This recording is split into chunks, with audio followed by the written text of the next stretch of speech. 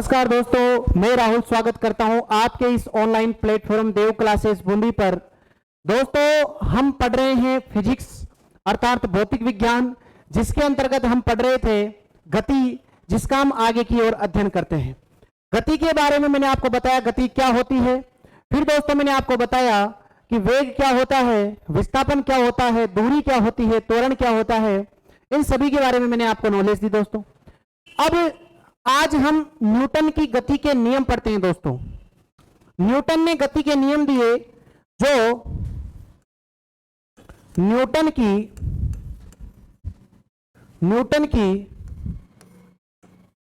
गति के नियम। न्यूटन ने गति के नियम दिए दोस्तों, और वो नियम थे 3 नियम दिए। आपसे पूछा जाए न्यूटन की गति के कितने नियम हैं, तो न्यूटन की गति के 3 नियम होते हैं। अब हम बारी बारी से न्यूटन की गति के जो नियम हैं, उन तीनों नियमों को हम बारी बारी से अध्ययन करते हैं, जिनको अपन डीप तरीके से पढ़ने की कोशिश करते हैं। तो सबसे पहला जो गति का नियम आता है, तो आप टॉपिक डाल लेंगे गति के नियम। गति के नियम, टॉपिक का नाम है गति के नियम। ध्यान दे दोस्तों, गति के नियम में सबसे पहला आता है अपने पास जड़त्व का नियम। जड़त्व का नियम। सर, जड़त्व का नियम क्या होता है? ध्यान से समझना है बातों को। जड़त्व का नियम का मतलब होता है यदि कोई वस्तु स्थिर अवस्था में है, मतलब अगर यदि कोई वस्तु स्थिर अवस्था में है तो वह स्थिर अवस्था में रहने का प्रयास करती है। यदि वह गतिशील अवस्था में है तो वह गतिशील अवस्था में रहने का प्रयास करती है, जब तक कि उस पर कोई बाह्य बल कार्य ना करे। मतलब समझना दोस्तों, जैसे आप एक बस के अंदर बैठे हैं, आप एक बस के अंदर बैठे हैं भाई। आप जैसे ही बस के अंदर बैठे हैं, बस आगे की तरफ रवाना होने लगती है, आप पीछे की ओर झुक जाते हैं। या फिर यूं देखिए दोस्तों, आप बस के अंदर बैठे हैं, बस गति से चल रही है, लेकिन बस ने एकदम से क्या लगा दिए? ब्रेक लगा दिए दोस्तों। जैसे ही ब्रेक लगाते हैं तो अपना शरीर आगे की ओर झुक जाता है, क्योंकि अपना शरीर क्या करता है? अपनी अवस्था परिवर्तन का विरोध करता है, वो गति में ही रहने का प्रयास करता है। लेकिन बस ने जैसे ही ब्रेक लगाया, अपना शरीर आगे की तरफ मूव करने लग जाता है। अगला देखिए आप दोस्तों, जैसे कोई कंबल वगैरह है, तो जब आप कंबल वगैरह को जब आप क्या करते हो? उसको पीटते हो, अर्थात उसको किसी डंडे से अगर मारते हैं, अगर उसको पीटते हैं, तो जो धूल के कण होते हैं वो फटाफट से कहां गिर जाते हैं? नीचे गिर जाते हैं, क्योंकि वो भी अपनी अवस्था परिवर्तन का विरोध करते हैं। और यही कौन सा गुण कहलाता है? जड़त्व का नियम कहलाता है दोस्तों। जड़त्व का नियम क्या होता है? एक बार लिख देता हूं दोस्तों। जड़त्व का नियम कहता है यदि कोई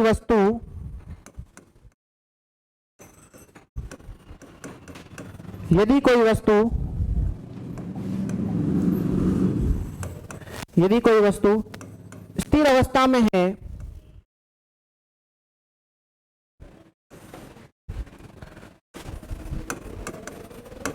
तो स्थिर अवस्था में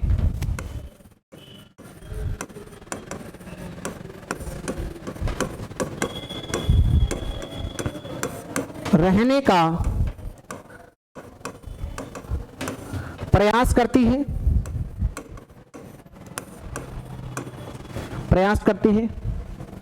यदि गतिशील अवस्था में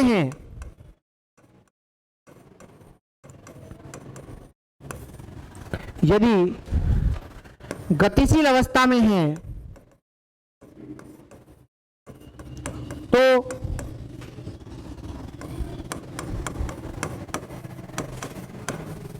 गतिशील रहने का प्रयास करती है।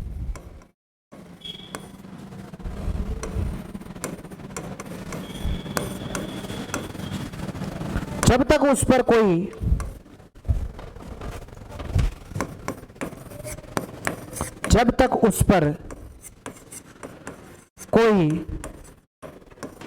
बाह्य बल कार्य ना करे।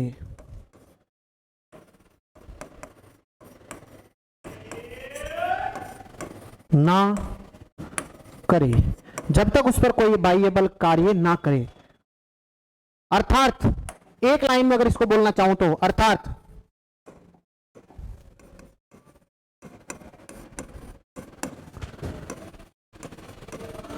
अवस्था अर्थात अवस्था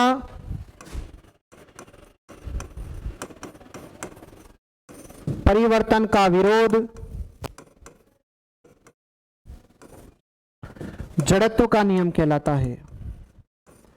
जड़त्व का नियम कहलाता है। जड़त्व का नियम कहलाता है। यदि कोई वस्तु स्थिर अवस्था में है तो स्थिर अवस्था में रहने का प्रयास करती है, यदि गतिशील अवस्था में है तो गतिशील रहने का प्रयास करती है, जब तक कि उस पर कोई बाह्य बल कार्य ना करे। अर्थात अवस्था परिवर्तन का जो विरोध है वही उसका कहलाता है, जड़त्व का नियम कहलाता है। अर्थात यदि कोई वस्तु अगर अवस्था में परिवर्तन का विरोध करती है तो वह जड़त्व के नियम का पालना कर रही है। बताइए भाई दोस्तों, समझ में आ गया क्या सभी को?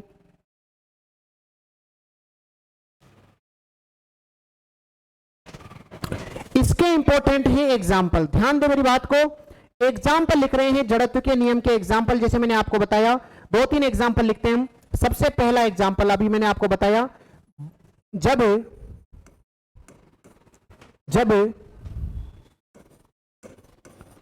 पेड़ को हिलाने पर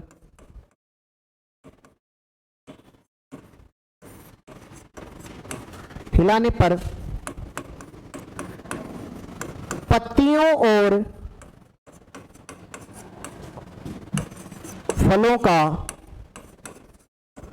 नीचे गिरना।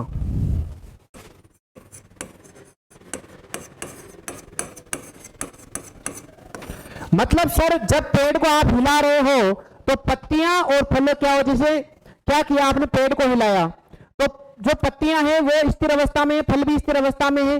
तो स्थिर अवस्था का क्या करते हैं, स्थिर अवस्था में तो स्थिर अवस्था में रहने का प्रयास करते हैं, लेकिन आपने जैसे पेड़ को हिलाया तो वो स्थिर अवस्था में रहने का प्रयास करते हैं, इस वजह से फटाफट से कहां आ जाते हैं, वो नीचे गिर जाते हैं। आगे देखिए, कंबल या दरी को पीटने पर, कंबल या दरी को पीटने पर, कंबल या दरी को पीटने पर मिट्टी के कणों का दूर होना। मतलब वो स्थिर अवस्था में है, आपने उनको मार करके गतिशील अवस्था में कर दिया तो वो फटाफट से नीचे गिर जाते हैं, इसलिए कंबल या दरी को पीटने पर मिट्टी के कणों का दूर होना। आगे देखिए अगला एग्जांपल। सर नेक्स्ट एग्जांपल क्या कहता है, बस में ब्रेक लगाने पर शरीर आगे की ओर झुकना, शरीर का आगे की ओर झुकना।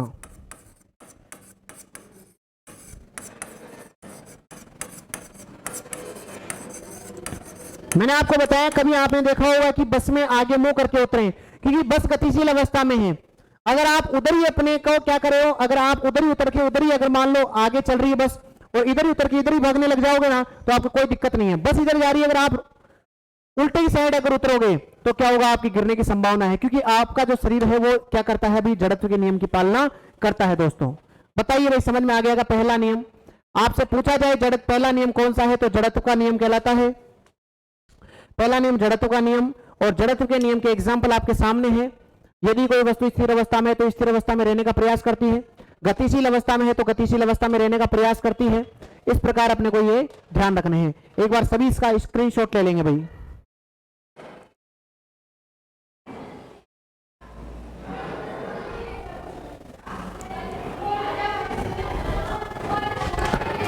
आपने देखना दोस्तों, एक और एग्जांपल आपको बता देता हूं। मान लीजिए एक गिलास है, उस गिलास के ऊपर एक गत्ता रखना और गत्ते के ऊपर एक सिक्का रख देना, और आप जब आप गत्ते को मारोगे तो जो सिक्का है उस गत्ते के साथ नहीं जाएगा, वो गत्ते के क्या हो जाएगा, पानी के अंदर गिर जाएगा, क्योंकि वो क्या हो रहा है, स्थिर अवस्था में रहने का प्रयास करता है। जबकि गत्ता कैसी स्थिति में आ गया, गतिशील अवस्था में आ गया, लेकिन वो सिक्का क्या है, स्थिर अवस्था में रहने का प्रयास कर रहा है। इस वजह से फटाफट से वो क्या हो जाता है, गिलास के अंदर गिर जाता है। तो ये सभी जो एग्जाम्पल्स हैं वो जड़त्व के नियम के आधार पर है भाई। नेक्स्ट नियम नंबर 2, गति का द्वितीय नियम। गति का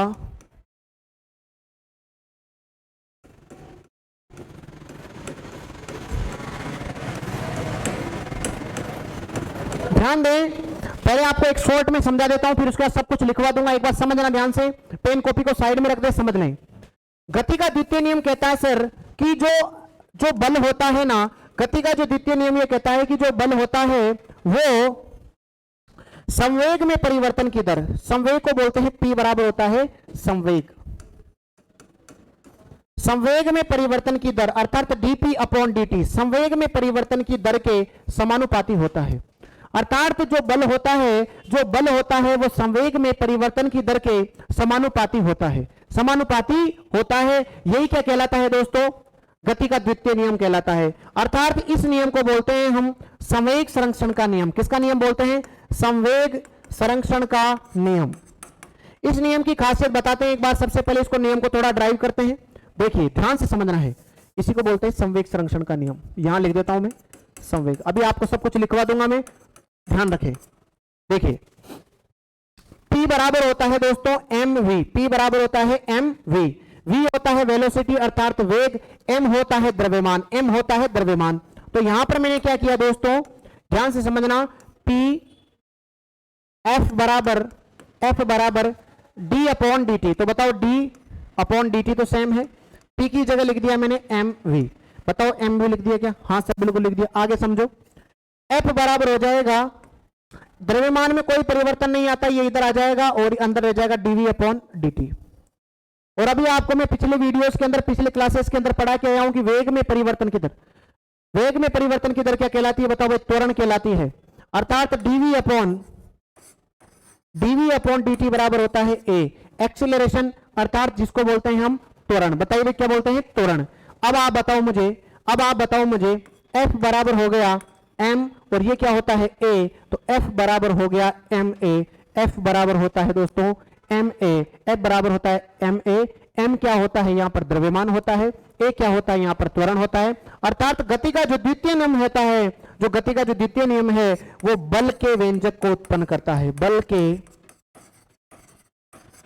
व्यंजक के बारे में बताता है, बल के व्यंजक के बारे में, बल के बारे में पहला नियम बताएगा और बल के व्यंजक के बारे में दूसरा नियम बताएगा। आप इन सभी को मैं एक बार लिखवा देता हूं जिससे कि आपको चीजें बहुत अच्छे से समझ में आ जाए। एक बार सभी चीजें लिख लेंगे, आप लिखना स्टार्ट करें दोस्तों, अच्छे से नोट्स बनाएंगे जिससे कि आपको भविष्य में दिक्कत ना हो। दोस्तों एक बार समझेंगे ध्यान से, नोट्स बनाएंगे, लिखें।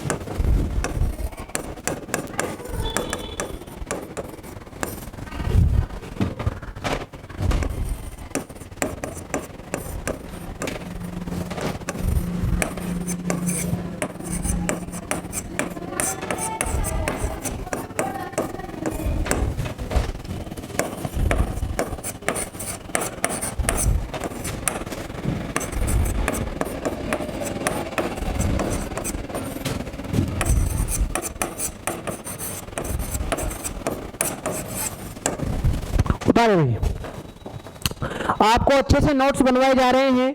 आप इन सभी चीजों का ध्यान रखें दोस्तों, आपसे प्रत्येक चीज के आपको नोट्स बनवाए जा रहे हैं, जिससे कि आपको कोई दिक्कत नहीं आनी चाहिए भैया ना। आपको प्रत्येक चीज एकदम क्लास की जगह, क्लास की तरह जो है वो चीजें आपको बताई जा रही है, जिस प्रकार हम क्लास के अंदर पढ़ाते हैं।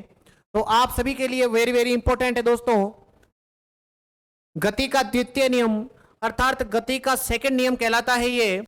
और इसके अंदर क्या होता है दोस्तों, संवेग संरक्षण का नियम भी हम जिसे कहते हैं, और ये बल के व्यंजक को उत्पन्न करता है। तो ये प्रश्न 2 बार पूछा गया है कि बल के व्यंजक उत्पन्न करने वाली कौन सा गति का नियम कहलाता है, तो द्वितीय था, इसे संवेग संरक्षण का नियम भी कहते हैं। और F बराबर ma होता है, और बल क्या होता है, संवेग में परिवर्तन की दर के क्या होता है, समानुपाती होता है।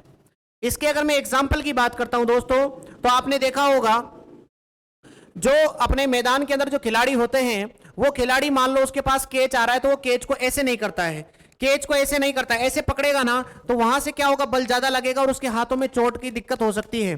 तो क्या करता है वो, जब हाथों को पीछे खींचता है तो अर्थात बल को कम करता है। जैसे ही बल को कम करेगा परिवर्तन भी कम होगा, अरे संवेग में परिवर्तन भी कम होगा, इस वजह से वो कैच आसानी से पकड़ सकता है।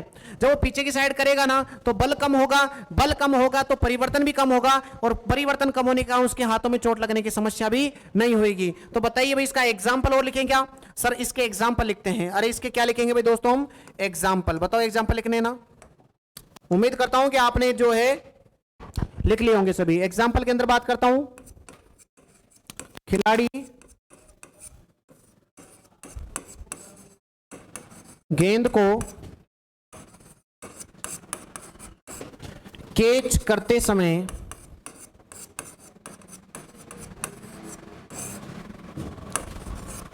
हाथों को पीछे की ओर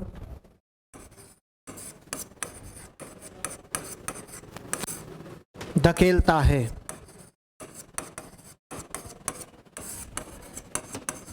हाथों को पीछे की ओर धकेलता है।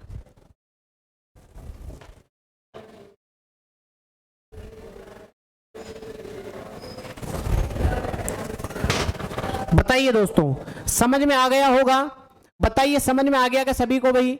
बल समझ में आ जाना चाहिए। बल के बारे में मैंने आपको क्या क्या बातें बताई, सभी चीजें क्लियर है कि बल क्या होता है, संवेग में परिवर्तन की दर के समानुपाती होता है। मैंने बताया बल का व्यंजक, इसे संवेग संरक्षण का नियम कहते हैं। कैच करते वक्त हाथों को पीछे लेता है क्योंकि बल कम लगेगा तो परिवर्तन कम होगा। इसी कारण आपसे सीधा पूछा जा सकता है कि खिलाड़ी कैच करते समय जो है हाथों को पीछे की ओर खींचता है, ये कौन से नियम को प्रतिपादित करता है, कौन सा नियम है गति का, कौन सा नियम है, किसका उदाहरण है? तो द्वितीय नियम जो है जिसे संवेग संरक्षण का नियम कहते हैं उसका उदाहरण है। लास्ट एंड फाइनल एक नियम और लिखेंगे दोस्तों, उस नियम का नाम है क्रिया प्रतिक्रिया का नियम। तो तीसरा गति का नियम होता है क्रिया प्रतिक्रिया का नियम। क्रिया प्रतिक्रिया का नियम।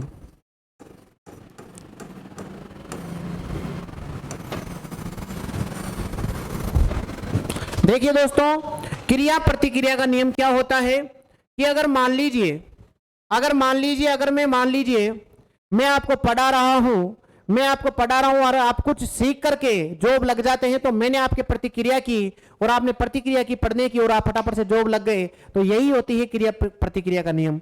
जैसे आप कहीं पर नाव में बैठे हो दोस्तों, और अगर आप नाव में बैठे हो तो नाव में बैठा होगा तो मान लीजिए पानी है, तो जो अगर नाव को इस टाइप अगर इस तरफ अपने को धकेलना है तो क्या होगा, यहां से क्या होता है इसको पीछे की तरफ करा जाता है। जो अपने को जो क्या बोलते हैं उसको, जो लकड़ी का होता है ना, उसको पीछे की तरफ ऐसे किया जाता है तो नाव कैसे चलती है, आगे की तरफ चलती है। वो क्रिया प्रतिक्रिया का नियम है।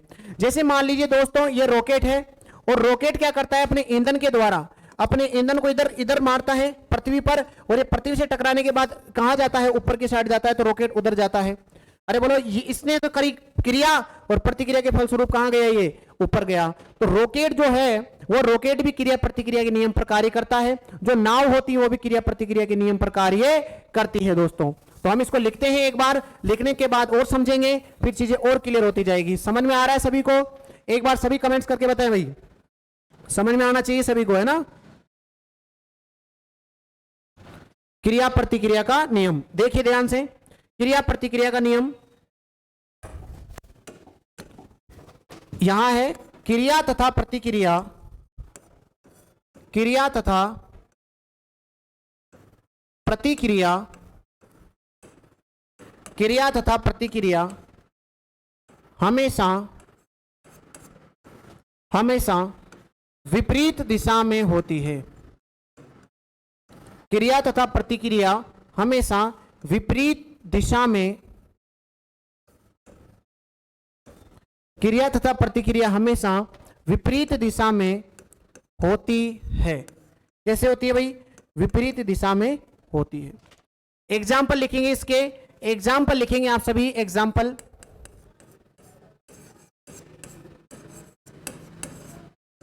रॉकेट क्रिया प्रतिक्रिया पर, रॉकेट क्रिया प्रतिक्रिया सिद्धांत पर या नियम पर, नियम पर कार्य करता है।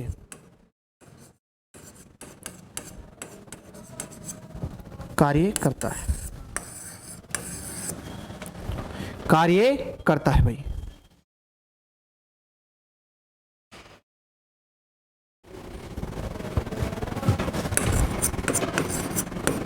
नाव का चलना भी क्रिया प्रतिक्रिया का उदाहरण है।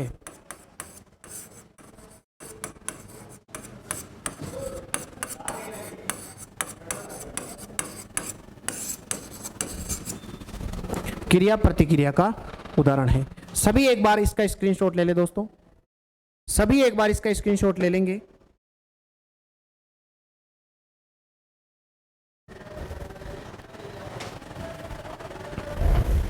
देखिए ये हो गए दोस्तों गति के नियम। मैंने आपको आज कहां से स्टार्ट किया, ध्यान से देखना। मैंने बताया सर आज हम पढ़ने वाले फिजिक्स के अंदर मोशन, गति। गति में हमने स्टार्ट किया न्यूटन की गति के नियम, जो 3 होते हैं। सबसे पहले मैंने पढ़ाया आपको जड़त्व का नियम। यदि कोई वस्तु स्थिर अवस्था में है तो स्थिर अवस्था में रहने का प्रयास करेगी, यदि कोई वस्तु गतिशील अवस्था में है तो गतिशील अवस्था में रहने का प्रयास करेगी, अर्थात अवस्था परिवर्तन का विरोध करती है जब तक उस पर कोई बाह्य बल कार्य ना करे। नेक्स्ट मैंने बताया आपसे कि दूसरा नियम कहलाता है संवेग संरक्षण का नियम, जो बल का व्यंजक बताता है F बराबर ma। फिर मैंने आपको बताया क्रिया प्रतिक्रिया का नियम, जो क्रिया प्रतिक्रिया का नियम होता है, रॉकेट जो होता है वो क्रिया प्रतिक्रिया के नियम पर ही कार्य करता है। समझ में आ रहा होगा सभी को चीजें। अब हम आगे बढ़ते हैं दोस्तों, अब हम आगे बढ़ते हैं। अब आगे गति को ले जाते हैं। तो आप सभी ने सुना होगा कि गति के समीकरणें भी होती है, तो गति की अब हम डालते हैं समीकरणें, और गति की समीकरणें डाले हुए टॉपिक डाल देंगे गति की समीकरणें।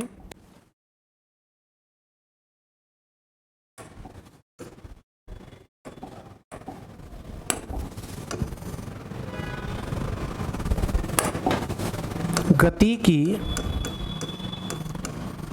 समीकरणें,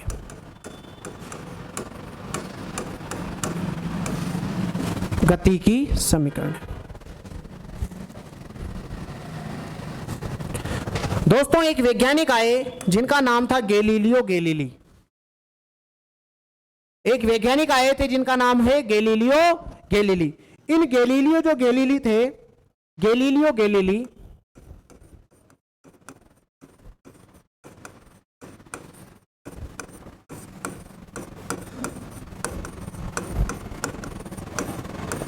इन गैलीलियो गैलीली साहब ने गति की 3 समीकरणें दी। बताओ कितनी समीकरणें दी?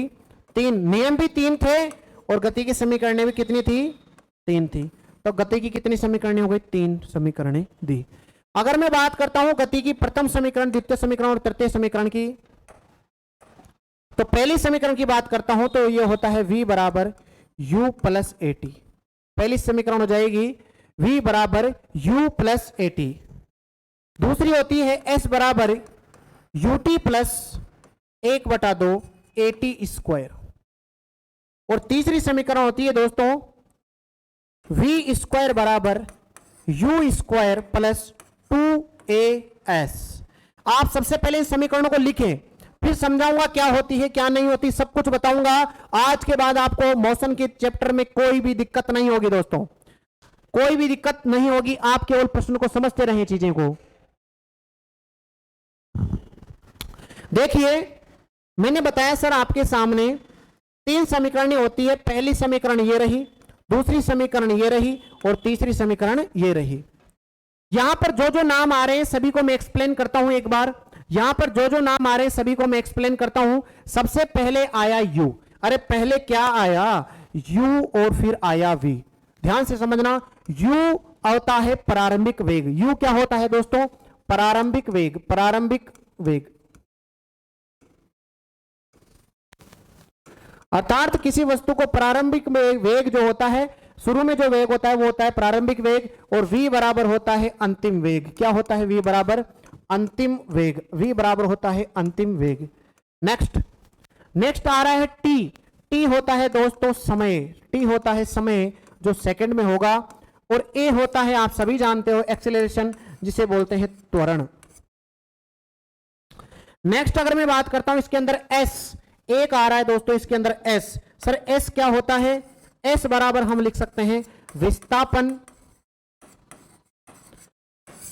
इसी को बोला जाता है दूरी, इसी को बोला जाता है ऊंचाई। ये तीनों नाम आ सकते हैं। इसका मतलब आप समझ जाना कि उसके अंदर s निकालना है, और सभी चीजें आपके सामने हैं। यही हमने 5 चीजें करी है, v, u, t, a और s। ये 5 चीजें आपको पता होनी चाहिए, क्योंकि हम इस पे न्यूमेरिकल करेंगे तो आपको ये चीजें पता होनी चाहिए कि ये क्या क्या होती है दोस्तों। अगर ये आपको चीजें पता है तो फिर आपको बताऊंगा कि कौन से प्रश्न में कैसे पता करना होता है कि पहले समीकरण लगाएं, दूसरी लगाएं या फिर तीसरी लगाएं। ये भी मैं आपको सिखाने वाला हूं। तो आप सबसे पहले इसका स्क्रीनशॉट जरूर ले लें दोस्तों। सभी इसका स्क्रीनशॉट ले लें।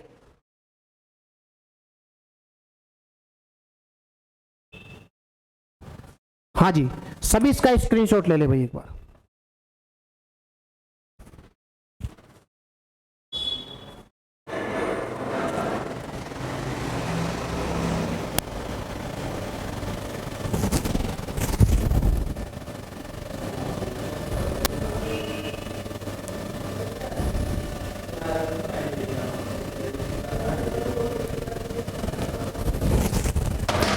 अब हम न्यूमेरिकल करते हैं दोस्तों। सभी ने स्क्रीनशॉट ले लिया होगा। अब हम न्यूमेरिकल करते हैं। आपके लिए बहुत अच्छे न्यूमेरिकल लेके आया हूं। तो न्यूमेरिकल अपन 3 से 4 न्यूमेरिकल करेंगे, जिससे कि आपके सारे डाउट्स क्लियर हो जाएंगे। देखिए दोस्तों आगे देखिए, सबसे पहले न्यूमेरिकल नंबर फर्स्ट आपको दिया गया है दोस्तों। इसके अंदर प्रारंभिक वेग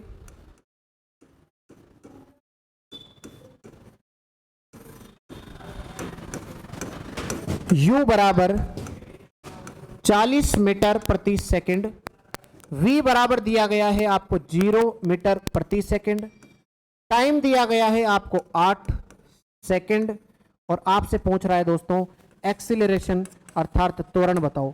और आपसे इसी के अंदर दूसरा प्रश्न भी पूछ सकता है वो कि आप इसके अंदर मुझे विस्थापन बता दो।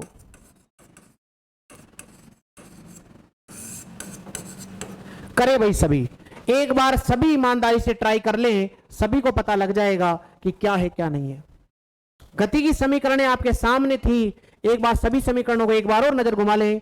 v बराबर u प्लस एटी, s बराबर ut plus 1/2 eighty square, v square बराबर u स्क्वायर प्लस 2s। अब देखिए दोस्तों कौन सी समीकरण लगानी है अपने को, यह सीखना है। बताइए भाई सर पहली समीकरण क्या थी? v बराबर u प्लस एटी, यही तो थी सर। में अगर आपको इसमें u दिया गया है, v दिया गया है, a निकालना है और t दिया गया है, तो क्यों ना मैं इस समीकरण को ही काम में ले लूं। तो मैंने इस समीकरण को जैसे ही काम में लिया दोस्तों, मैंने इस समीकरण को लिया काम में, तो क्या होगा? v का मान तो प्रश्न के अंदर 0 दिया गया है, u का मान दे दिया 40 प्लस a का मान दे दिया दोस्तों, a का मान आपको निकालना है, और आपको दिया गया है t का मान 8 सेकंड। कितना दिया गया है दोस्तों? 8 सेकंड। अब बताइए मुझे कि ये हो जाएगा 40 प्लस 8 a हो जाएगा कि नहीं हो जाएगा? इस बराबर है 0। इस 8 a को उधर भेजूंगा तो बताओ किस में बदल जाएगा? 8 a को अगर मैं उधर भेजूंगा तो बताओ किस में चला जाएगा? ये -8 a हो जाएगा क्या? -8 a बराबर कितना हो जाएगा? 40। तो a बराबर दोस्तों हो जाएगा 40/8, और ये हो जाएगा माइनस का, तो 8 पंजे 40, अर्थात त्वरण हो जाएगा 8, त्वरण हो जाएगा -5। बताइए भाई सभी को समझ में आया या नहीं आया? एक बार सभी एक बार इसका स्क्रीनशॉट लेंगे।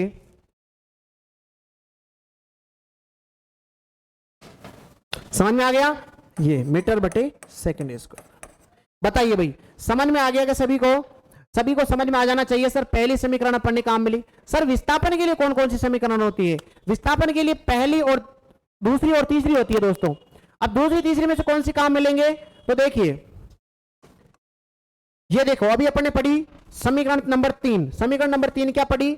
वी स्क्वायर बराबर यू स्क्वायर प्लस 2as। देखो इधर वी स्क्वायर को तो 0 लिख दूंगा, ये 0। यू स्क्वायर ऐसा कैसा कितना है? यू 40। 40 का स्क्वायर कितना होता है? 4 चौक 1600। बताओ 1600 हो गया क्या? प्लस 2। ए का मान अभी निकाल के आए हैं, बताओ -5। और एस मतलब विस्थापन। बताओ ये सारा उधर चला जाएगा क्या माल? बताओ इधर ये सारा उधर जाएगा। 5 दूनी 10, 5 दूनी 10s उधर जाएगा तो प्लस में हो जाएगा क्या? 10s बराबर हो जाएगा 1600। तो s बराबर हो जाएगा 1600 बटे 10 अर्थात 160। 160 मीटर इसका विस्थापन हो जाएगा। आपके दिमाग में सेकंड क्यों नहीं ली? सेकंड उससे ज्यादा टफ पड़ती तो मैं ऐसा क्यों करूंगा दोस्तों कि टफ की चीज में पढ़ूं? मैं तो आसान चीज में पढ़ूंगा। तो बताओ यहां से एस का मान निकल जाएगा क्या आसानी से? हाँ सर निकल जाएगा आसानी से। आप सभी इसका स्क्रीनशॉट ले लें, फिर नेक्स्ट प्रश्न की ओर बढ़ते हैं।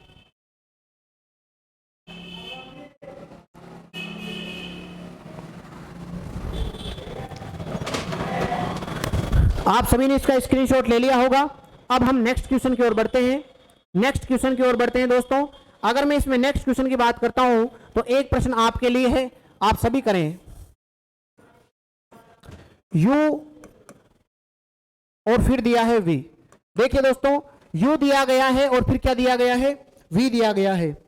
यह दिया गया है 20 मीटर प्रति सेकंड, यह दिया गया है 80 मीटर प्रति सेकंड। बताओ समझ में आ गया क्या सभी को? 20 और 80 दिया गया है। s दिया गया है आपको 600 मीटर। अगर मैं आपसे त्वरण की बात करता हूं तो आप त्वरण निकालोगे क्या और कैसे निकालेंगे आप खुद जाने दोस्तों। एक बार करके देखें, प्रश्न में मजा आ जाएगा। एक बार सभी प्रश्न को करें दोस्तों।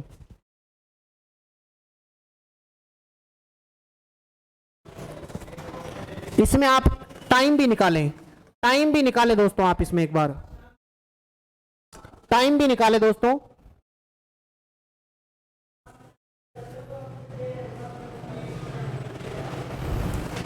देखिए अभी हम पढ़ के आए हैं गति की समीकरण वी स्क्वायर बराबर यू स्क्वायर प्लस 2as। बताओ वी स्क्वायर का मतलब कितना हो गया? 8 8 6400 हो गया क्या? हाँ सर 6400 हो गया। बताओ यू स्क्वायर कितना है? यू स्क्वायर मतलब कितना हो गया? 20 का स्क्वायर 400 हो गया। प्लस 2 ए का मान निकालना है और एस का मान कितना दिया है भाई? एस का मान दे दिया 600 मीटर। बताओ ये 600 दे दिया क्या? हाँ सर बिल्कुल 600 दे दिया। बताओ ये 400 उधर जाएगा तो कितना बच जाएगा? 6000। ये देखो 6 दूनी 12, 6 दूनी 1200 ए, 1200 ए हो गया क्या? ए निकालूंगा मैं तो ए निकालूंगा तो कितना करूंगा? 6000 और इस 1200 को कहां भेज दूंगा? नीचे। बताओ 1200 को कहां भेज दूंगा? नीचे। 2 से 2 गए दोस्तों, 12 पंजे 60। तो आंसर हो जाएगा इसका 5। आंसर कितना हो जाएगा दोस्तों? Metre upon second square. Metre upon second square. ये देखिए दोस्तों, ये अपने प्रश्न होते हैं, इस प्रकार अपने को प्रश्न करने हैं। अब मेरे को कुछ पता नहीं था, केवल मैंने आपको इतना बताया कि ये आपको समीकरण देनी है। ये प्रश्न आपको समीकरण है तो आपके पास केवल मात्र 3 है। अब आप उसका किस प्रकार उपयोग कर सकते हो?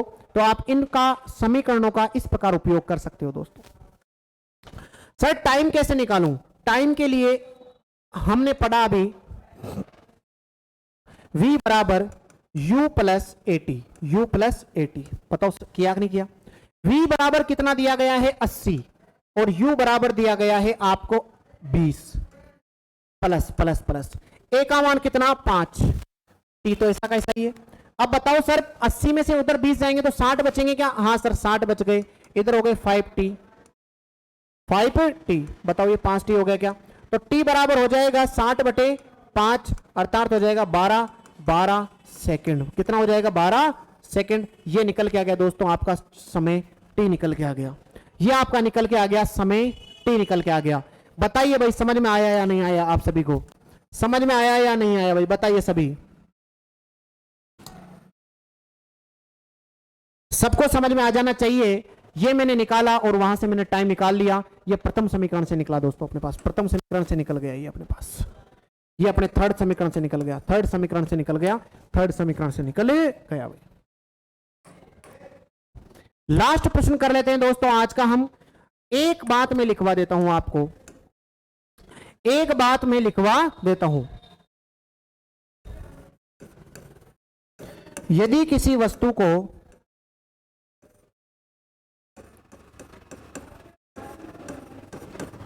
स्वतंत्रता पूर्वक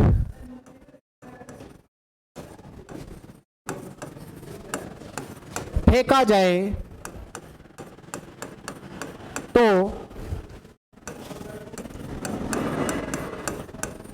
अंतिम वेग शून्य होता है। अंतिम वेग शून्य होता है। सभी इसका स्क्रीनशॉट ले ले भाई एक बार।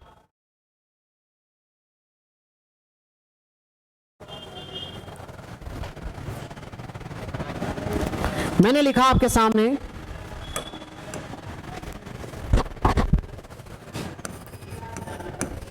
40 मीटर प्रति सेकंड के वेग से एक वस्तु को ऊपर की ओर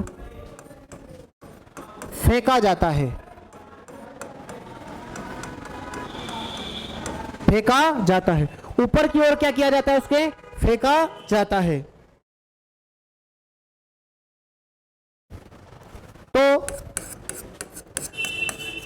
विस्थापन क्या होगा?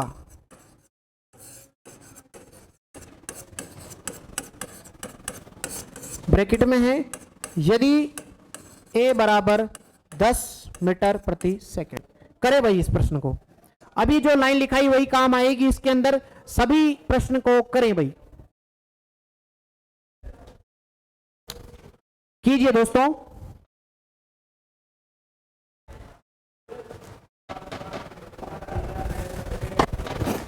सर किसी वस्तु को फेंका जा रहा है, इसका मतलब अंतिम वेग 0 हो गया।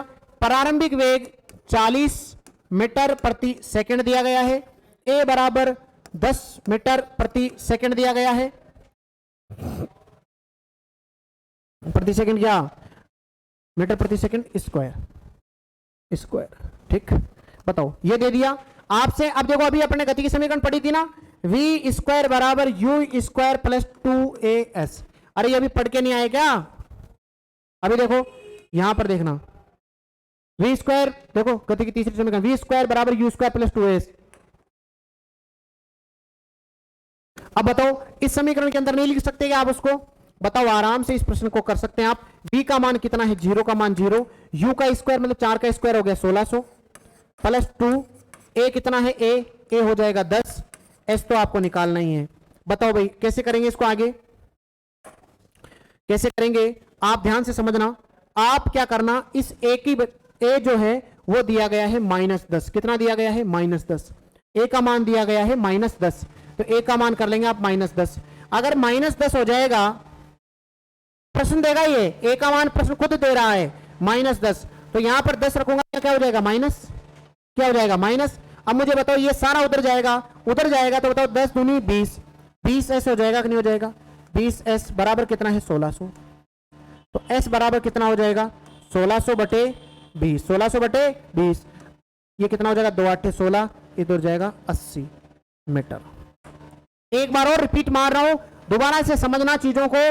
प्रश्न के अंदर दिया गया है a बराबर -10 मीटर प्रति सेकंड, -10 दे दिया तो बताओ v का स्क्वायर मतलब 0। अरे v का मतलब 0, u का मतलब 40, 4 का स्क्वायर कितना होता है, 1600। बताओ 1600 लिख देंगे क्या? a का मान देखो माइनस में, इसका मतलब पूरा माइनस में हो जाएगा। 2 × 10 × s का मान आपको निकालना है। बताओ भाई, ये उधर जाएगा तो 20s हो जाएगा 1600, तो s बराबर हो जाएगा 1600 बटे 20, 2 से कटेगा ये 8 बार, मतलब 80 मीटर। इसका मतलब सर जो विस्थापन होगा वो कितना हो जाएगा, 80 मीटर का विस्थापन हो जाएगा। पता भाई सभी को समझ में आ गया क्या? एक बार सभी इसका स्क्रीनशॉट ले लेंगे, एक बार सभी इसका स्क्रीनशॉट लेंगे।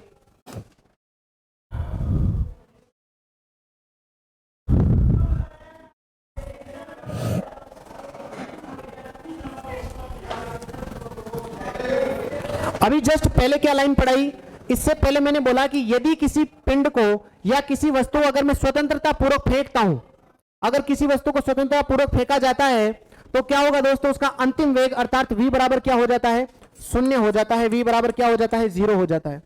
इसी बेस्ट पे मैंने एक क्वेश्चन लिखा है आपसे कि इस वेग से अगर उसको फेंक रहा हूं, इसका मतलब v कितना हो गया, 0। फिर मैंने गति की समीकरण लगाई और गति की समीकरण लगाने के बाद विस्थापन निकल गया दोस्तों। इस प्रकार जो है हमने गति को आगे बढ़ाया। आगे गति के 1-2 पार्ट और आएंगे। आप इसी प्रकार प्यार और सपोर्ट बनाए रखें, ज्यादा से ज्यादा वीडियो को लाइक करें और शेयर करें और कमेंट्स करें, जिससे कि हमारा जो मनोबल है वो बढ़ता रहे। थैंक यू, धन्यवाद। मिलते हैं नेक्स्ट वीडियो के अंदर। Thank you.